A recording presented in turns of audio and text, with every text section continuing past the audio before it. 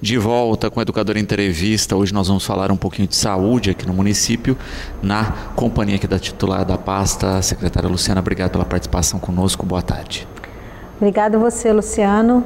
É sempre um prazer a gente estar aqui podendo falar um pouquinho de saúde, né? E hoje a gente veio falar sobre vários assuntos, né? Sem dúvida. Também na companhia do Flávio aqui, que é Flávio Augusto Mazaron, agente de saúde. Flávio, obrigado pela participação. Boa tarde. Obrigado, boa tarde. Bom, a gente tem aí essa questão pontual, né, que está pegando toda a mídia aí a respeito do coronavírus, dos casos que estão sendo investigados aqui no Brasil. E ontem nós tivemos um boato em rede social a respeito da cidade, né, que acho que é até bom esclarecer ao vivo aqui no programa. Bom, Luciano, é mais um vírus, né, que a gente tem visto aí. Cada ano tem uma coisa nova. Agora é o coronavírus. É um vírus que tem sim contato de humano para humano, né?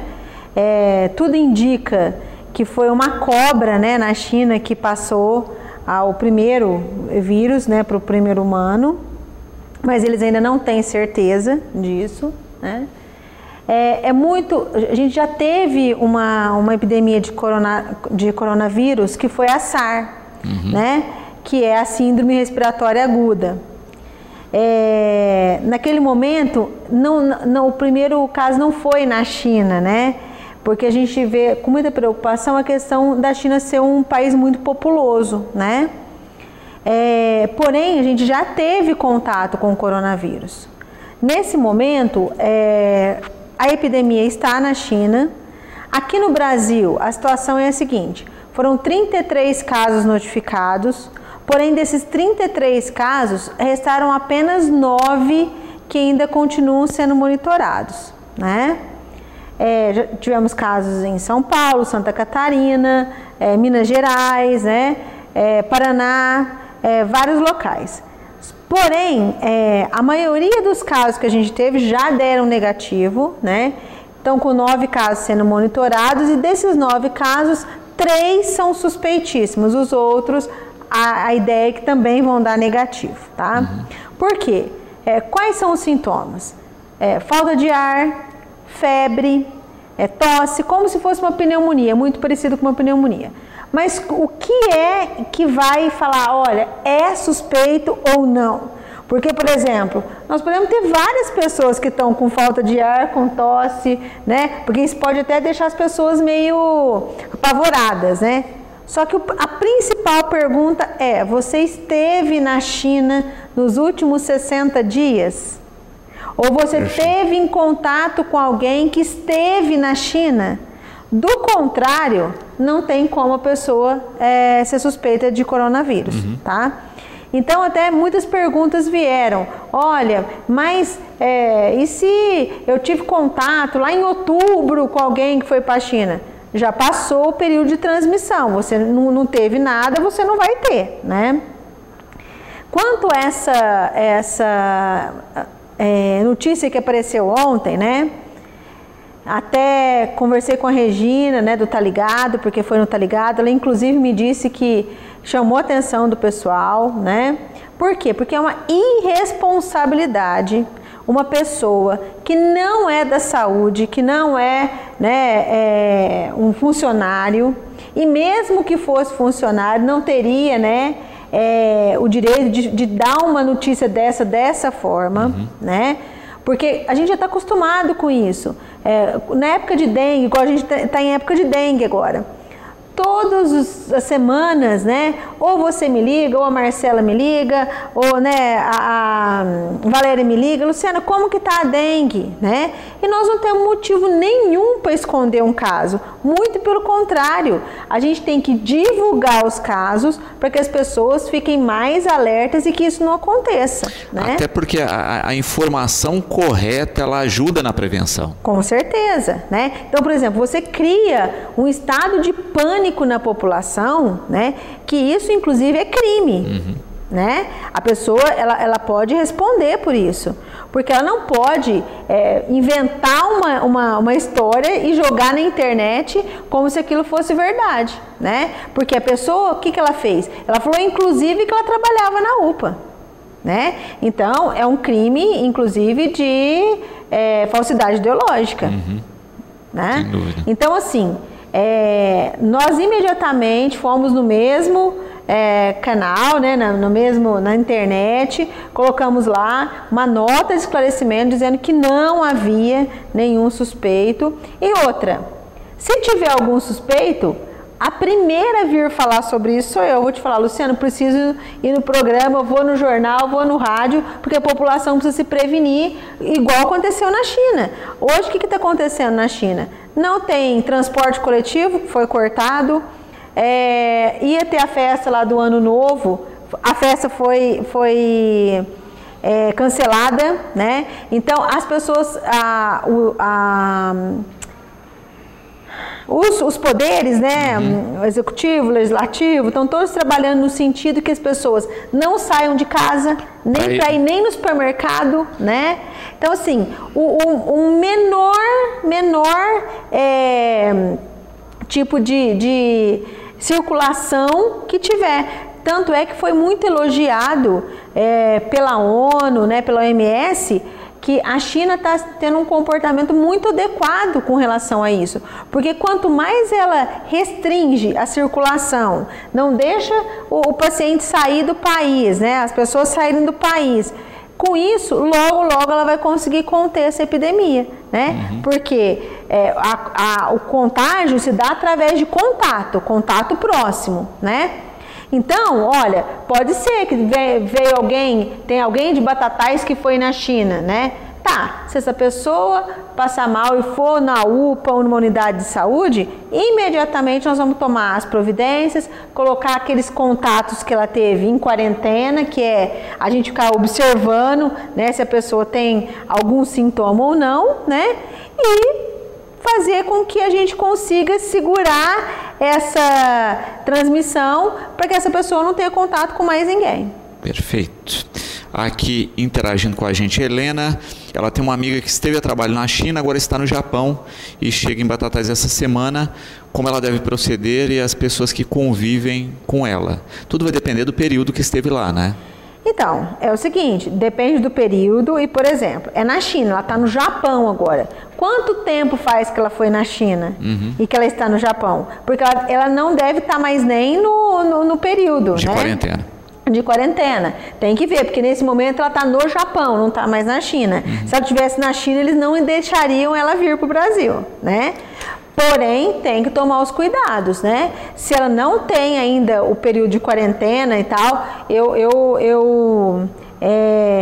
sim, peço que ela tome os devidos cuidados, tanto no contato como na circulação, né? Vai depender dela, porque ela também é responsável por não trazer, né, para cá o vírus. Flávio, nós já tivemos outras cepas de coronavírus aqui no país, não é uma novidade, né? Assim como o H1N1, ele veio em várias versões, né? A gente tem que lembrar que esses vírus respiratórios, de gripe, etc., eles se transformam de ano a ano, né? E os cuidados são mais ou menos similares, né? O que a gente deve fazer para evitar o vírus? Então, Luciano, igual a Luciana falou, primeiramente a própria pessoa tem que se policiar, né? Se ela vê que realmente está apresentando algum desses sintomas que ela citou, procurar realmente o UPA, né, para poder fazer os exames, fazer a análise, pra, né, provavelmente descartar isso daí, né? Mas a pessoa tem que realmente se policiar também, né? Seria o primeiro passo, vamos dizer assim. E a gente via, né, durante a crise do H1N1 no passado, né, assim, entrou display de álcool gel em todo ponto comercial que você entrava, né, toda uma bateria de cuidados, a gente via as pessoas com os potinhos de álcool gel na mão, todo um cuidado específico. Passou a fase e sumiu, né? Você não vê mais dispensa de álcool gel, tudo. Em vez de virar uma rotina, que era uma rotina para a saúde de uma maneira geral, isso sumiu. É uma segurança que a gente deve ter no dia a dia, né, Flávio? Com certeza. Isso aí, antes a gente via as pessoas com um potinho na bolsa, né, carregando consigo, e já não está tendo mais. Né? Normalmente, departamento público, alguma empresa, alguma coisa, a gente dá ver, mas diminuiu bem. Seria interessante né, manter esse hábito, vamos dizer assim. Perfeito. E de fato, né, Lu, a gente acaba percebendo isso, né, que muitas vezes e muitas doenças a gente paga o preço aí pelo descaso particular mesmo, né? A gente lembra do quintal só no período crítico da dengue, né? A gente lembra da questão da gripe só no período das epidemias. Se a gente fizesse essas ações na rotina, né, a gente não teria esse tipo de problema. A gente tem sofrido isso em todos os sentidos, né, Luciano? Então, por exemplo, como não ter o contágio, né? É uma gripe, é como se fosse uma gripe. Como que você não tem o contato, né? Como que você, quando você está com gripe na sua casa, com, né, uma gripe muito forte, como que você faz para não transmitir para o outro? Como que você faz? Você não fica beijando, você não fica abraçando, você não usa a mesma toalha, né? Que você lá secou seu rosto. Então a mesma forma. Só que a gente vê hoje no Brasil o quê? É igual você falou, dengue. Não era pra gente ter dengue mais, né? Por quê? Porque a gente só tem dengue porque a gente cria um mosquito. Era só a gente parar de criar um mosquito. É tão simples, todo mundo já conhece como que faz isso, né? Porém, não acontece. Não era mais pra gente ter poliomielite no Brasil. Poliomielite estava erradicada. Por que a gente voltou a ter poliomielite? Porque pararam de vacinar. Por que parou de vacinar? Porque a nossa geração não conheceu ninguém que ficou paralítico por conta da poliomielite. Mas se a gente perguntar para os nossos avós, para os nossos pais, todos eles tinham um amigo que tinha problema por paralisia, por conta que naquela época, né, não tinha vacina ainda. Agora hoje a gente tem a vacina, está disponível e as pessoas não vão vacinar, né?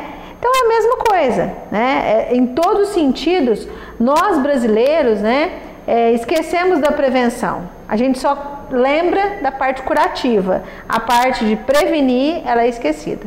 A Helena perguntando a respeito de encaminhamento dentro da rede, em especial para cardiologistas. E para que é necessário passar para as especialidades? Para que é necessário fazer os exames de sangue para passar para as especialidades? E quanto tempo, em média, leva o encaminhamento? Olha, não se faz exame para poder encaminhar para a especialidade. É que o médico clínico, ele tem um protocolo. Esse protocolo é para ele poder falar, olha, esse paciente precisa da especialidade. Então, por exemplo, ele pede os exames. Se os exames derem alterados, ele vai encaminhar para a especialidade se estiver dentro do protocolo. Se não, ele mesmo vai tratar aquele paciente. Porque, por exemplo, não é todo paciente hipertenso que tem que ser atendido pelo cardiologista, né? A maioria dos pacientes hipertensos, que tem uma hipertensão leve a moderada, ela é tratada pelo clínico geral, né? Então, se foi pedido exames, é para quê? Para verificar se há necessidade de ir para o especialista. E se tiver necessidade, está muito tranquilo, a gente está conseguiu colocar todas as especialidades, né, com um prazo mínimo aí de atendimento. Então, se ela for encaminhada para o cardiologista, ela rapidamente será atendida. Perfeito. E compreender isso, né? Quando a gente fala de protocolos, não é uma invenção de Batatais, né? É uma estrutura que está na saúde de qualquer lugar que você for atendido. Sim, é o Ministério da Saúde que preconiza, né? Uhum. Então, se a gente tem protocolo... E outra coisa, o protocolo é muito importante. Por quê? Porque você tem todas as unidades nossas de saúde, tem um médico clínico geral, né? Ou um generalista que atende 8 horas por dia, né? Então, mas eu quero ir para o cardiologista. Quem decide se a gente vai ou não para o especialista é o médico, não somos nós, né? Quem tem essa habilidade para entender, olha, esse paciente precisa de um médico especializado, é o médico clínico que está atendendo, né? Uhum. Não somos nós. Perfeito. O Ricardo aqui, Flávio, na questão específica do agente de saúde aí, né, ele perguntando dessa atuação, porque muitas vezes as pessoas resumem a saúde ao médico, né? Aí ele pede para você falar um pouquinho da ação que vocês fazem na rotina. O agente de saúde, na verdade, ele é o contato direto da população com a unidade de saúde, né? Nós que fazemos as visitas na casa do paciente. E dentro da casa do paciente é onde a gente realmente ouve o que ele tem para falar para nós. Não só de saúde, outros problemas também, né? Muita gente chega a contar até coisa pessoal para nós, para poder desabafar, alguma coisa desse tipo. Mas basicamente é isso daí, é o nosso contato entre o paciente na residência e a unidade de saúde. Perfeito. Voltando na questão do encaminhamento, a gente também tem a questão do encaminhamento que é regionalizado e que aí, né, não depende diretamente do município, e algumas especialidades na região a gente percebe que tem uma dificuldade maior na fila aí. Então, Luciano, olha, até que Batatais encaminha muito pouco, né? A gente fez recentemente, teve uma avaliação do CROSS, então para você ter uma ideia, a gente tem aí 4.000 encaminhamentos para o HC de Ribeirão, uma população de quase 70 mil habitantes, né? E tá lá também porque demora para atender, né? Porque atende a região e tal. Mas nós temos praticamente todas as especialidades no município. O que a gente não tem às vezes é por exemplo, a gente tem oftalmologista, mas catarata só quem faz é o HC ou o HE.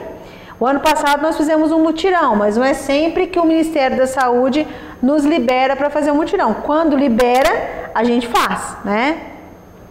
Então, a única diferença é que quando o paciente ele é encaminhado para uma especialidade ou para um exame que é feito dentro do município mesmo, a gente trata aquele paciente de acordo com a prioridade. Então, por exemplo, é uma prioridade, a pessoa está precisando muito, a gente não olha para aquela fila com a data que ele entrou, mas sim a prioridade da saúde dele, né? Então a gente pode, inclusive, adiantar e tudo isso.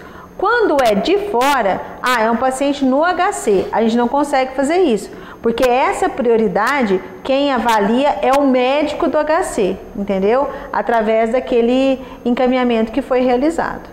Perfeito. E é interessante pensar em toda essa estrutura mesmo, né? E a Natália coloca uma questão também importante aí, das pessoas manterem sempre os dados atualizados na questão do encaminhamento, né? Ela diz que uma vizinha reclamava sempre da questão da demora de uma cirurgia que ela esperava, e ela foi fazer essa ponte, tentar auxiliar, e descobriu que a vizinha tinha trocado o número de telefone, o contato, e por isso a própria equipe não conseguia fazer isso. Para você ter uma ideia, o ano passado, quando a gente foi fazer um mutirão de catarata, eu fui ajudar as meninas a ligar para as pessoas, né? Vários deles poderiam ter feito a cirurgia o ano passado e não fizeram porque estava com os dados desatualizados.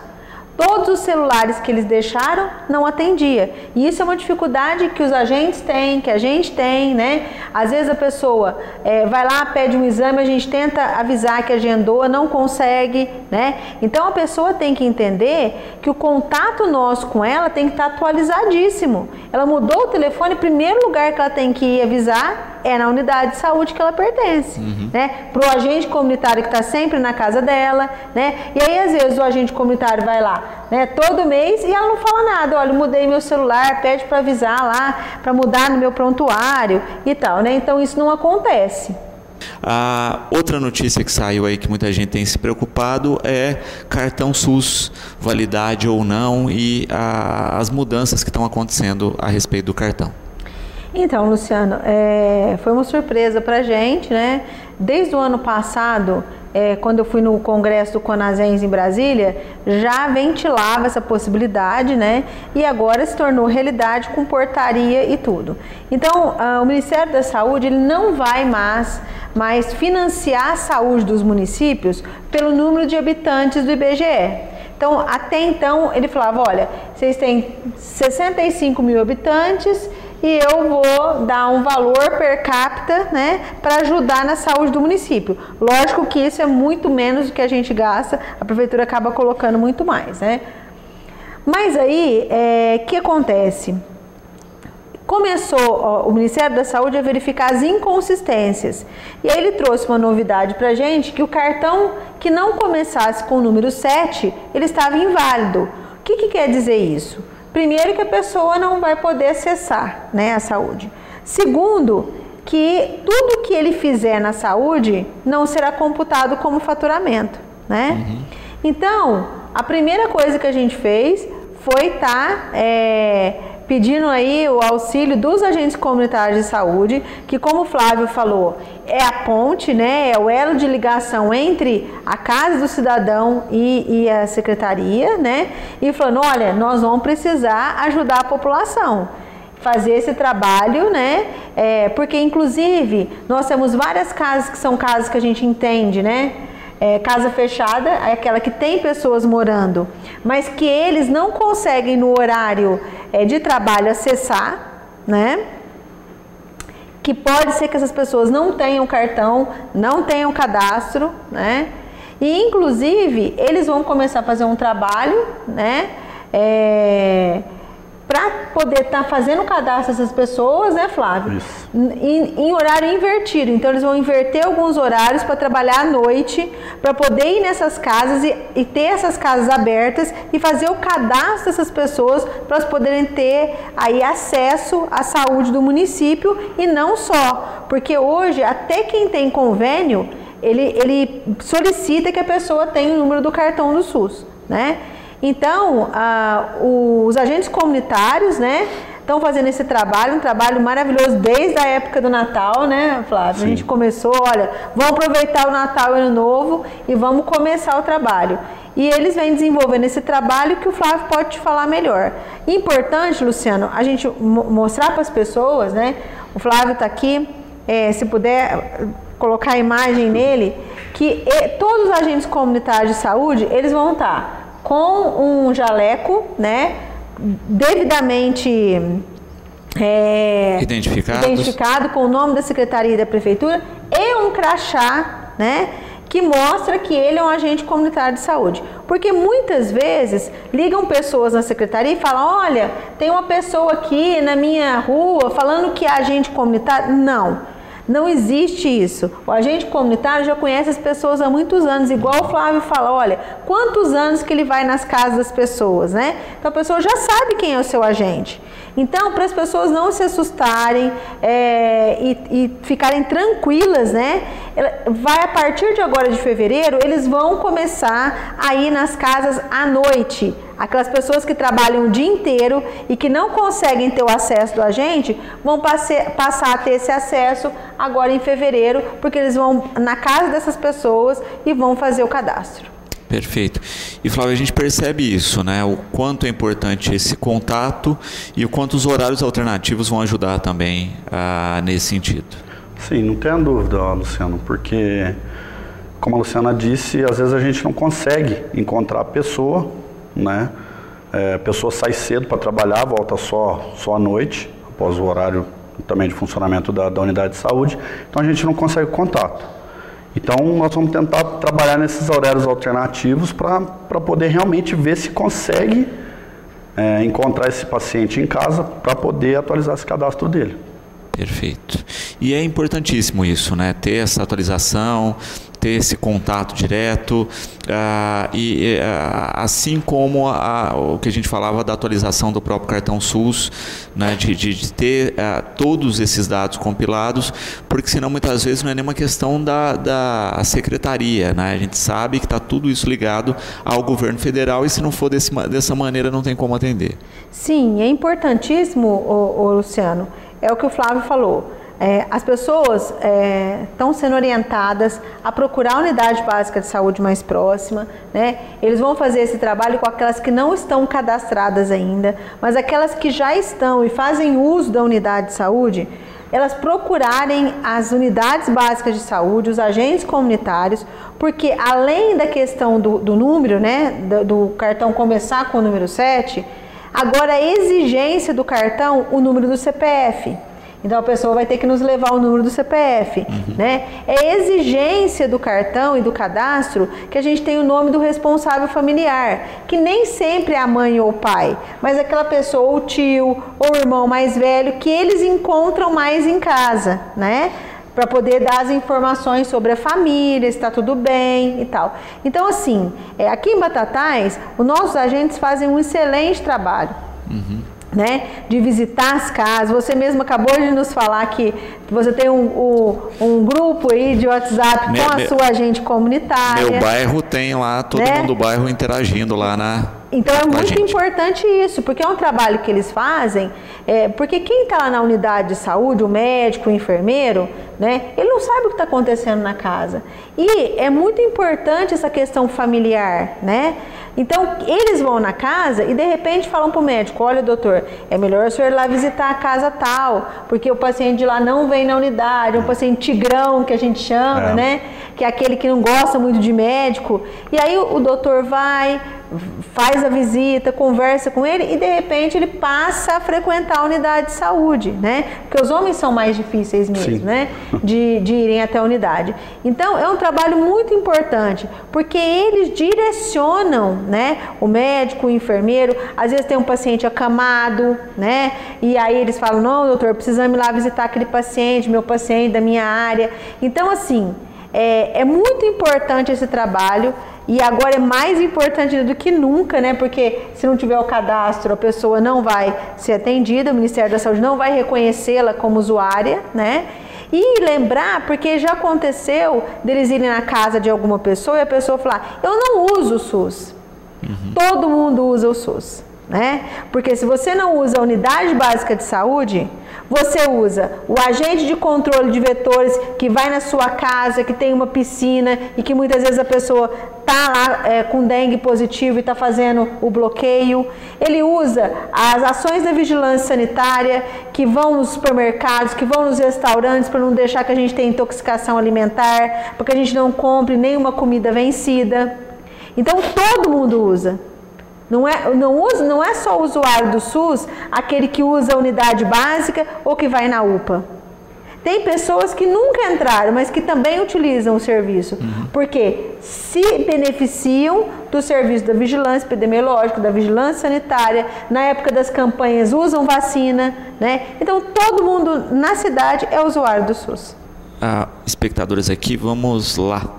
A Walter, a esposa, tem um problema de visão, né? Foi atendida na UPA e tentaram encaminhar com urgência para Ribeirão, não conseguiram a vaga, enviaram para o médico da rede, que também fez o encaminhamento, mas até agora não conseguiu atendimento. Ele pergunta como acompanhar essa questão. Então, foi aquilo que a gente já discutiu aqui. Quando o encaminhamento é dentro do município, está sob a nossa gestão. Quando o encaminhamento é para Ribeirão, aí está sob a gestão do médico que recebe essa guia e vai triar essa guia como se for urgência ou se não. Então, assim, a gente, quando encaminha para fora, o paciente tem que aguardar a avaliação do HC. Com relação a alguns medicamentos, né, que estavam em falta, qual que é o procedimento, Elu? Que é a pergunta aqui do Carlos, né, que o pai toma Prolopa, entre outros espectadores aqui perguntando a mesma coisa. Então, Luciano, a prefeitura, a gente estava até falando sobre um pouco disso no intervalo, né? Hoje, ela tem legalidades que ela tem que cumprir, né? Então, nós não podemos comprar simplesmente um medicamento que está faltando, eu vou na farmácia ou eu ligo no laboratório e compro. Tem todo um trâmite da licitação, e aí aquele medicamento é licitado, pode ou não pode ter ninguém para cotar ele, se não cotar ele, você tem que começar todo o processo licitatório de novo. Como a nossa lista de medicamentos que a gente disponibiliza para a população é muito grande, né? Sempre vai ter um ou outro que pode correr o risco de não ter dado certo a compra na licitação, né? E aí tem que aguardar a próxima licitação, porque se a gente não consegue comprar por licitação, nós não podemos comprar por outra forma. Perfeito. Fora os medicamentos que são também do Estado e da Federação, que às vezes não chegam no prazo. O medicamento de alto custo, por exemplo, aqueles que fazem processos, né? Se não tem o medicamento no Estado, nós não podemos ir lá e comprar aquele medicamento. Ele tem que aguardar o Estado mandar o medicamento, né? Perfeito. Ainda com relação a medicamentos, a Patrícia, né? Quem tem convênio médico pode pegar o medicamento no posto, né? Não, Patrícia, não pode, porque o SUS, dentro da normatização do SUS, Existe a questão da integralidade das ações. O que quer dizer isso? O paciente ele tem que vir para o SUS pela porta de entrada, que é a Unidade Básica de Saúde, fazer o tratamento pelo SUS para ter direito à medicação. O paciente que faz o tratamento através do convênio ou particular, ele não tem direito a retirar a medicação no SUS. Perfeito.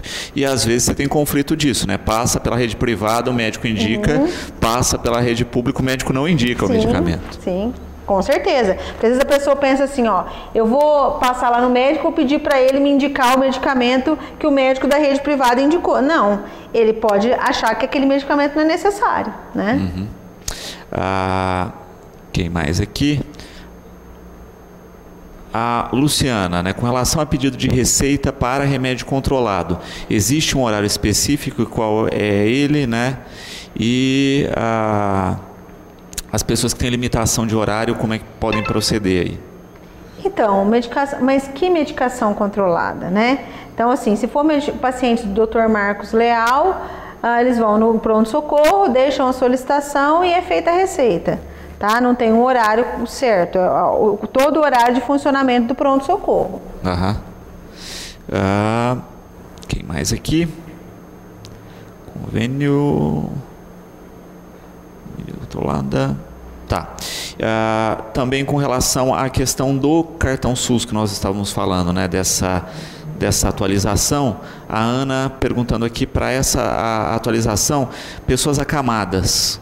Podem um terceiro fazer? Como proceder? Sim, pode levar alguém da casa, né sim, Flávio? Levando todos os documentos, levando o CPF, o endereço atualizado, tudo direitinho, a pessoa pode levar para fazer pelo outro. Qualquer pessoa da residência pode levar CPF, RG, comprovante de residência, pode levar de todo mundo da casa, da família. E fazer para todos. Para fazer de todo mundo. Então não é nem na questão de acamado só, né? Olha, quem tem mais disponibilidade de tempo na família, come a mesma unidade, leva toda a documentação. Você trabalha, pede para o seu filho levar de todo mundo e ele faz de todo mundo e regulariza de todo mundo. Perfeito, né? E é interessante isso porque a gente começa a perceber algumas ações, né? A gente até comentava no intervalo, tem o que eles chamam agora de o Meu DigiSUS, que é o sistema digitalizado que vai entrar em função, e ele é pelo teu número de CPF, não pelo cartão SUS. Por isso que o cartão agora exige o número de CPF no cartão, porque daqui a pouco eles vão unificar essa numeração e... Na verdade, eles vão unificar os documentos. As pessoas que estão tirando o RG... Agora, no RG já vem o CPF, a carteira de motorista, né? E o CPF e o cartão SUS. O Carlos perguntando a respeito da questão, né, da demora de algumas licitações. Na verdade, às vezes a licitação não demora, né? Que às vezes as empresas não aparecem. Sim, temos as duas coisas, né? É porque a licitação também tem que cumprir um trâmite, né? Ela tem que ter avaliação do jurídico, ela tem que ir para o compras, e aí tem que ser lançada essa compra, e aí as empresas têm que vir participar do pregão e para a gente poder comprar. Se não aparece ninguém cotando aquele produto, né, essa licitação dá deserta para aquele produto e você tem que começar o processo todo de novo. Nós já tivemos produtos que nós tivemos 3 licitações desertas. Né? É a questão do fornecedor mesmo, que às vezes não aparece, né? E o trâmite burocrático é assim em toda a cidade, né? Vale salientar isso, né? Em todas as secretarias, em todos os lugares, exatamente. Né? Se alguém não está fazendo isso, está incorrendo em crime aí, né? Então, tem que de fato seguir o trâmite dessas ações. Infelizmente, é o país que a gente vive, né? E só quem pode mudar isso não é o prefeito, não é a secretária, são os deputados, né? Tem quem pode legislar nesse setor. Então a gente sempre tem que pensar no período de eleições federais e cobrar isso, né? Processos mais ágeis, mudanças nesse sentido. Então, só para a gente fechar, né? Também a gente está com a questão da vacinação antirrábica, né? E um ponto fixo, né, Lu? Então, nós estamos ainda discutindo, né? Temos um ponto fixo, mas estamos com a ideia de alguns finais de semana fazer alguns pontos volantes, né? ou no supermercado, que sempre a gente faz alguma coisa em parceria, ou nos centros comunitários, né? E sempre também com a parceria dos agentes comunitários que ajudam muito nessas campanhas. Então, por enquanto a gente está com ponto fixo, mas logo a gente vai estar informando através das redes sociais os pontos volantes. Perfeito. Pensando também nessa questão específica aí, né, de dúvidas junto à secretaria de ação, a pessoa que está com encaminhamento e que não tem notícias, direto na secretaria para tirar dúvidas? Sempre direto na secretaria, né? Nós temos também nossa página no Facebook, nossa página da secretaria, né? Temos a ouvidoria, né? Que funciona também na secretaria, mas é muito importante que a pessoa tire sua dúvida, porque ela vai lá, às vezes ela está faltando algum documento no processo de medicamento, né? Às vezes já aconteceu, por exemplo, de alguém ligar para nós e falar, olha, a pessoa está esperando tal coisa, e não tinha nada esperando, né? Então, assim, é sempre importante entrar em contato direto com a secretaria na sala 8, no SIAC. Perfeito. E, sobretudo, para entender direito o funcionamento de toda a estrutura da rede, para que serve cada setor, né? A gente muitas vezes recebe reclamações da UPA, mas quando chega lá vê que a pessoa quer um serviço que a UPA não presta, por exemplo. Na verdade, Luciano, nem é muito isso, né? Porque a UPA ela vai atender qualquer paciente que chegar lá, né?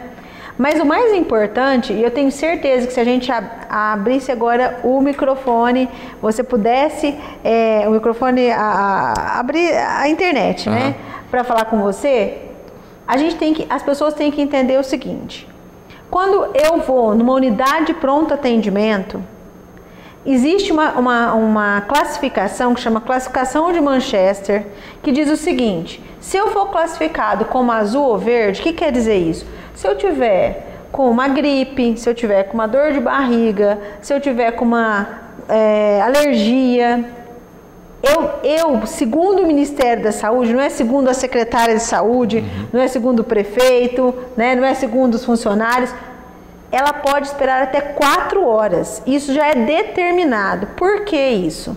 Porque a principal razão de existir um pronto atendimento é salvar vidas. Urgência e emergência. Então, se chegar um paciente na UPA, infartando, tendo um AVC, um paciente que sofreu um acidente, e o médico que está na urgência precisar do auxílio do outro médico, eles vão todos descer para a urgência para salvar essa vida. Porque a dor de barriga pode esperar, a gripe pode esperar, mas o infarto e o AVC não esperam. Então as pessoas têm que ter essa noção. Muitas vezes eu estou na minha casa, eu atendo, meu telefone não desliga, ele fica 24 horas ligado, aí eles me ligam, olha, às vezes um vereador, olha, porque ligaram da UPA que está demorando, porque está em urgência. Eu falei, então já está respondido. Né? Ninguém está lá brincando, ninguém está lá descansando. Nesse dia mesmo, esse é o último dia, eram 11 horas da noite, nenhum funcionário tinha jantado.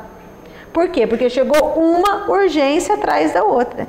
Então a gente pede sempre para as pessoas, vão até a unidade de saúde, é lá que é o local de atender uma gripe, de atender uma cólica menstrual, de atender uma cólica de rim até, né? Por quê? Não, mas aconteceu alguma coisa comigo depois que a unidade já tinha fechado. Ok, né? Mas a maioria das pessoas que vão na UPA, você pergunta, estou com dor na coluna, desde quando? Faz 10 dias. Se faz 10 dias, poderia ter ido na unidade básica de saúde. E uma coisa muito importante, Luciano, estou aqui com o Flávio trabalha, né, com a gente, agente comunitário numa unidade. Todas as unidades de saúde hoje têm médicos 8 horas por dia. Nenhuma unidade de saúde não tem médico durante todo o dia, horário de funcionamento. Então, se alguém falar para você, eu fui na unidade e não tinha médico, não é verdade, Tá? A unidade tem médico, mas a pessoa escolhe ir na UPA. Se ela escolhe ir na UPA em detrimento de ir na unidade, ela vai ter que esperar. Então não adianta reclamar na rede social que está tendo urgência, não adianta falar que a UPA é ruim, porque ela não é ruim, né? Muita gente que está agora nos assistindo sabe que teve alguém da família que foi salvo lá dentro, né? São profissionais de muito valor. Eu já vi aquela equipe, né, socorrendo pessoas que todo mundo falava vai morrer e conseguiu. Né? Nós tivemos 2 casos recentemente de AVC, que são pessoas super novas, que poderiam estar aí numa cama e que estão com a vida normal, porque houve, né, todo o engajamento dessa equipe. Então, não adianta. Se você vai para a UPA, você vai para a UPA na certeza que você vai poder esperar até 4 horas, porque é isso que fala o Ministério da Saúde. Ah, mas eu fui lá na UPA e cheguei 5 horas, estou aqui até 11 horas da noite. Alguma coisa tem de errado. Quando você vai verificar, não é nada disso. Ela já foi atendida, ela já foi medicada e está aguardando um resultado de exame. Então, ela não está esperando para ser atendida. Né? Está esperando o procedimento completo. Ela está esperando o processo. Né? Então é muito importante, e eu acho assim, importantíssimo, porque agora é um ano de eleição, e aí ano de eleição começa, né? Ah, porque a UPA é ruim, porque a UPA... Não, a UPA não é ruim não, a UPA salva pessoas, e é esse que é o maior, né, trabalho que eles realizam lá dentro. Ninguém vai deixar um paciente infartado na maca para atender uma dor de cabeça ou uma gripe que chegou agora lá, né? Sem falar que passou por uma avaliação externa que avaliou todas as unidades similares na região e apresenta um dos melhores resultados. Sim, sim.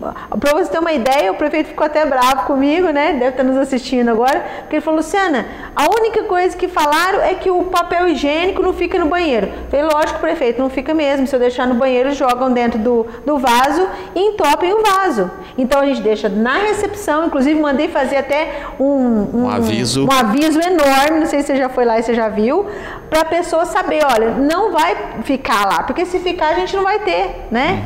Então, todo um trabalho que é feito.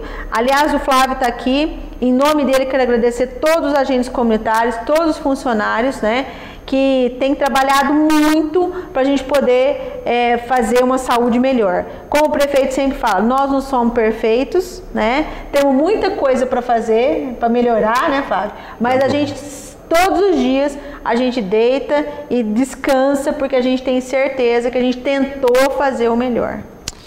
Flávio, eu quero agradecer a presença, deixar o programa à disposição, né, em seu nome parabenizar a todos os agentes, a toda a equipe aí da saúde e esperar realmente que a gente tenha cada vez mais todos compreendendo o funcionamento completo da rede para que ela ainda funcione melhor. Obrigado pela presença. Muito obrigado, a gente que agradece e, como você disse, é muito importante todo mundo conhecer o processo, o procedimento, né?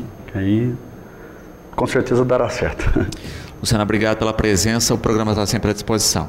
Eu que agradeço, Luciano. Muito obrigada por a gente poder esclarecer um pouquinho da saúde, né? As pessoas ficarem atentas aí com o coronavírus, com a dengue, né? Dúvida. Que por enquanto a gente está ainda tranquilo no município, só que Ribeirão já tem 600 casos e a gente tem que tomar cuidado redobrado no nosso município.